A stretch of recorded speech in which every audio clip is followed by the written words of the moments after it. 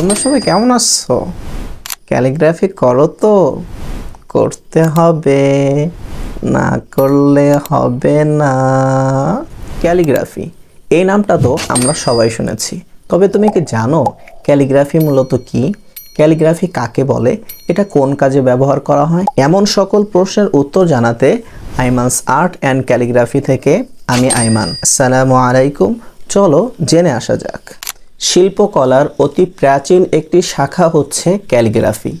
Calligraphy শব্দটা ইংরেজি, এটা গ্রিক শব্দ ক্যালিগ্রাফিয়া থেকে এসেছে। গ্রিক শব্দ ক্যালোস এবং গ্রাফেইনের মিলিত রূপ হচ্ছে ক্যালিগ্রাফিয়া। ক্যালোস অর্থ সুন্দর আর গ্রাফেইন অর্থ লেখা, সুতরাং ক্যালিগ্রাফির পরিচয় এভাবে দেয়া যেতে পারে: হরফ এবং টেক্সট ব্যবহার করে চমৎকার লেখন পদ্ধতিকে ক্যালিগ্রাফি বলে। বর্তমানে এই আর্ট ফর্মকে বিভিন্ন দেশ, ভাষা এবং ধর্মের লোকেরা আনন্দ চিত্রে গ্রহণ এবং চর্চা করেছেন।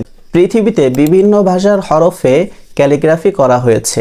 আরবি, ইংরেজি, চীনা, জাপানি প্রভৃতি ভাষার হরফে ক্যালিগ্রাফি মানুষকে মোহিত ও আনন্দিত করে। ক্যালিগ্রাফির জন্য সবসময় মাথা কাটা নিবের প্রয়োজন হয় এবং এই মাথার চওড়া নানা ধরনের হয়ে থাকে। ছোট লেখার জন্য কম চওড়া নিবের প্রয়োজন হয়। অনেক সময় নিবের পরিবর্তে চওড়া তুলি দিয়েও ক্যালিগ্রাফি করা হয়ে থাকে।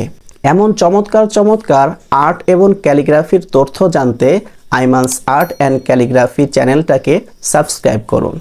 আজকের মতো এই পর্যন্তই। আসসালামু আলাইকুম ওয়া রাহমাতুল্লাহি ওয়া বারাকাতুহু।